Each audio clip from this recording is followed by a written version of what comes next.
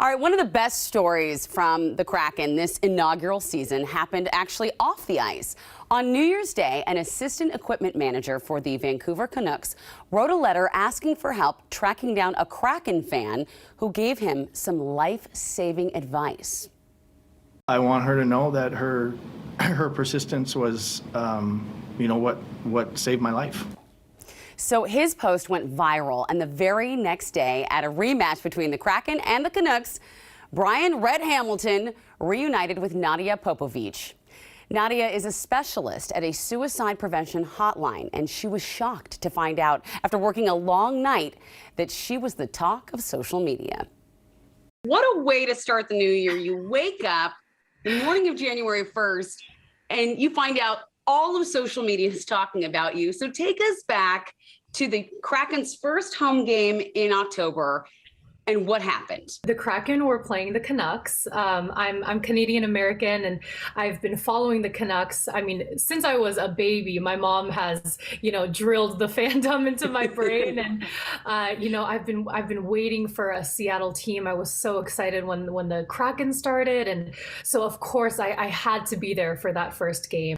And luckily enough, my stepdad invited me, and we got to sit right next to the plexiglass. A stranger on the staff of the Canucks. He was walking by me a couple of times during the beginning of the game, and in one moment he reached up to, I think he grabbed an iPad or something like that, and the back of his jacket pulled down a little bit, and since I was so close, I just happened to see a mole on the back of his neck that caught my eye, and I noticed it had an irregular border. It was discolored, it was brown and red, and was fairly large and raised as well. And just with my somewhat of a medical background, I knew that those were really strong indicators of skin cancer. How did you decide to try and get his attention, and how did you communicate that to him through the plexiglass? I couldn't talk to him, so I decided the best way to do this was to type up a note on my phone. And so I quickly typed up, after racking my brain for the entire period, the mole on the back of your neck is possibly cancerous. Please go see a doctor. I just pressed my phone up, I knocked. He kind of ignored me the first time, so I smiled. I'm in the enemy's, clothing. And so I knocked and I pointed and smiled to try to look friendly. And he looked, he kind of leaned in and read it and just goes, and then walks away. It threw me off. So I kind of just shrugged and kept going. And so, my initial response when I found out was I felt bad because I felt like I didn't really give her the time of day.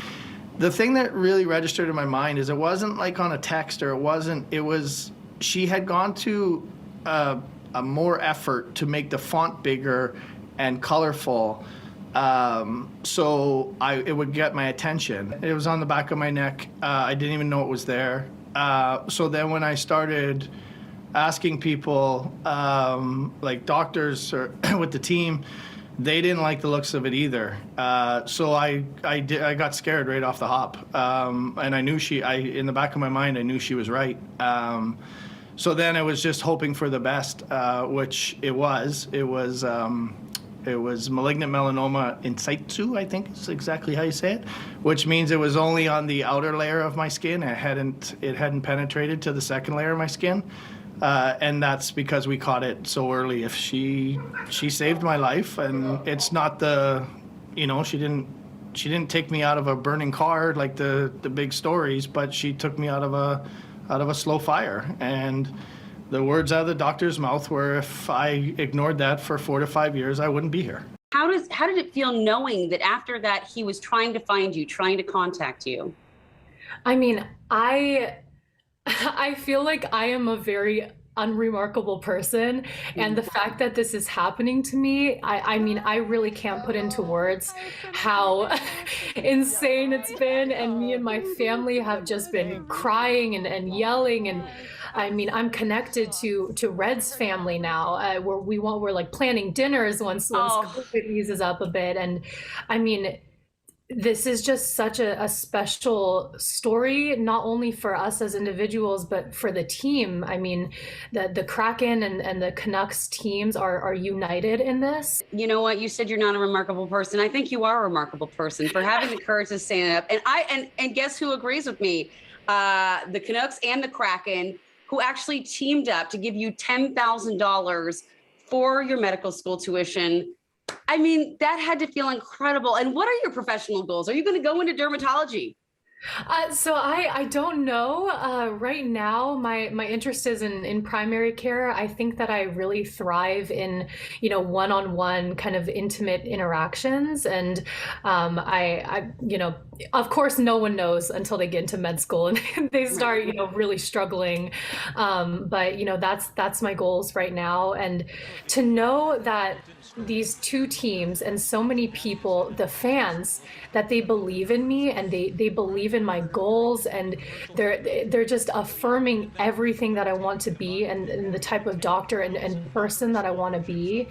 It means so much. I mean, after they announced that they were giving me my scholarship, I sat in my seat and I cried for like 10 or 15 minutes just because that amount of money it's really life-changing, and I'm so grateful and appreciative. I struggle to put it into words, really. I'm getting text messages like, "Oh, you've been posted here," or the story's there. It's remarkable, and I'm happy that story's there, but not for me, but for her, because the world needs to know that she's this woman exists. She's a hero, and we need to celebrate her and people like her. Absolutely, and a good reminder that if we see something that's wrong, we need to say something. We're in this together, people.